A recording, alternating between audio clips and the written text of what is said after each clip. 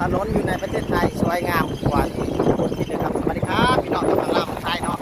วันนี้มาผมบอกพี่กับพี่น้องที่อยู่กับมาแข่งเก่ามากับบ่อล่างต้นพี่น้องเนาะง่ายกว่าพี่น้องเลยครับมาฟังเบิ่งคลิปแล้วก็เบิ่งบรรยากาศตึกก็ว่าแถวในประเทศไทยแซวซอยไปมาแข่งพี่น้องเนาะเบิ่งเลยพี่น้องเนาะอ๋อพี่น้องตึกพี่น้องคู่คอนโดอันนี้คือเป็นสวงพี่น้องป้าเปลี่ยนที่ผ่านไปต่อได้ปีกันยังงามเก่าพี่น้องโดนอยู่ในประเทศไทยพี่น้องคนสวยงามเลยพี่น้องอันนี้คือป้ายรถเมล์ได้นี่ป้ายรถเมล์เนาะพี่น้องเนาะป้ายรถเมล์ที่กำลังชิจับเลยพี่น้องร้านแข้งวันนี้กำลังชิจับนี่คือกระทรวงนะครับผมกระทรวงนะครับมันมาพนุไปเดียวพี่น้องมาครับต่อร่างมาต้นเนาะพี่น้องเนาะเด็กครับผมสวัสดีเอฟซีเบาเอววันสุขุมทุกคนสวัสดีครับมาต้นมาผมวันนี้คนมาซอยได้มา3 คนเลยวันนี้เราคนมาซอยเนาะเป็นว่าอากาศมันดีคนมาตั้งมางานอะไรเงินพอหรือ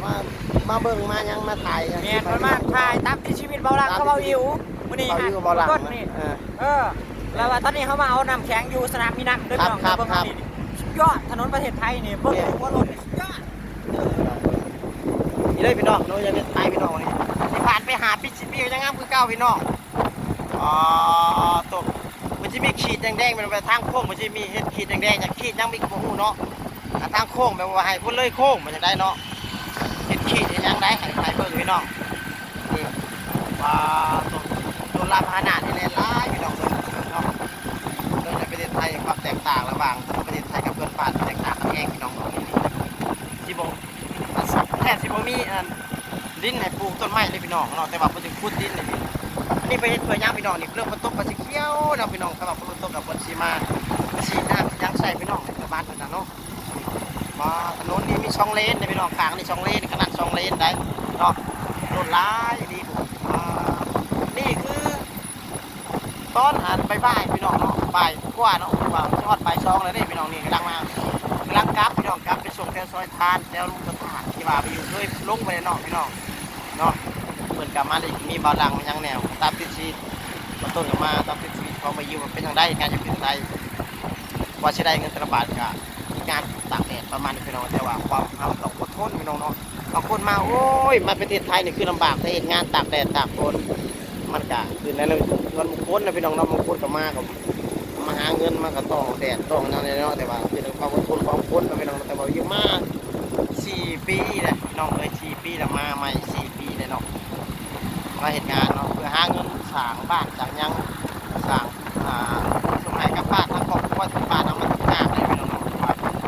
งานทำกันมอนคาหรือว่าอะไรกันพี่น้องเลยถ้าเราอยู่บ้านก็ยังไม่ได้ยังเริ่มอีกมากอะเริ่มได้เริ่มสร้างทีละหน่อยมากยิ่งกว่าก้าวเป็นทีละขั้นตอนพี่น้องเนาะก้าวเป็นได้อยู่เนาะที่อยู่จากประมาณ5 ปีเลยพี่น้องเลยอยู่ในประเทศไทยอีก5 ปีเนาะ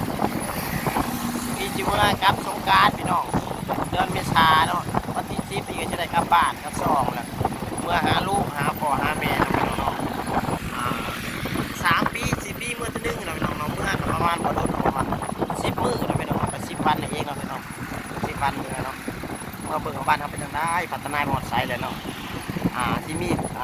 ถนนดินแดงบอหรือว่าพี่น้องที่พุ่นบอเนาะแต่ว่าจะให้พี่น้องเบิ่งทางบ้านเขาทางนี้เขาก็แตกต่างกันอยู่พี่น้องเนาะบ่ได้เจ้าก็บ่ได้ว่าส้มเนาะก็บ่ได้ดูถูกบ้านเจ้าของได้พี่น้องเอ้ยบ้านเฮากับมันก็สามบ้านเฮาแล้วบ้านนอกบ้านนาเนาะพี่น้องชนบทเนาะมันก็แตกต่างกับคนบอกโอ้บ้านเจ้าก็มีกี่พุ่นหลายแต่มีในเนาะชนบทเนาะก็มีกี่พุ่นในทางไปให้ไปหน้าทางเป็นนวัดสวนเหมือนกันเนาะในทางอยู่กรุงเทพมันก็งามเด้พี่น้องเนาะนี่มื้อนี้รถก็หลายพี่น้องเนาะรถหลายแห่งนี่มันสิมีแบบแม่นยังพี่น้องเนี่ยซุปเปอร์ลอตโต้รับซื้อรางวัลท้ายโอ้วันรับซื้อรางวัลเลยพี่น้องเนาะอันนี้คือกินแบ่งรัฐบาลพี่น้องเนาะวันเป็นเลขขึ้นหวยเนาะไปคือรางวัลที่1ก็ต้องไปมาเนาะนี่ไปสร้างตึกทางยังไอ้สวน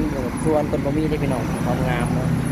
ความสวยความงามของถนนบ่ได้เป็นคุ้มเลยพี่น้องว่าขี่บ่ได้เป็นคุ้มเป็นยังบ่ได้เพิ่นว่าคันนั้นว่าบ่งามบ่สิมาเฮ็ดได้บุญนี่พี่รถ2 แถวพี่น้องถ้าสิไปนั่นไปนี่รถ2 แถวพี่น้องราคา10 บาทพี่น้องไปชุดซ้าย10 บาทเนาะถ้าว่ามองอื่นโอ้ยพี่น้องเอ้ยเป็น100 200นี่พี่รถ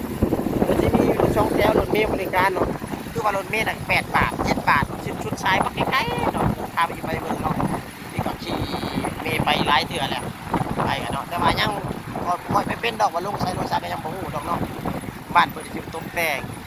บ้านอยู่ในเมืองก็มีต้นตาลนี่พี่น้องพี่น้องคิดว่ามีแต่ว่าชนบทได้บ่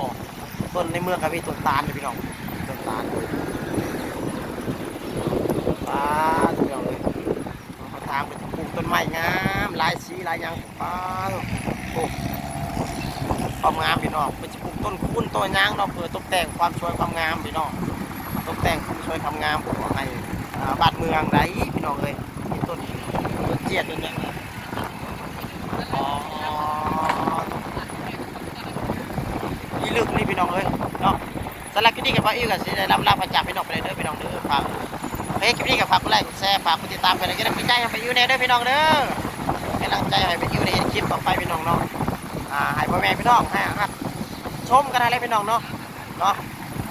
ตัวที่กันแสดงบ้าไปแล้วเด้อพี่น้องเด้อ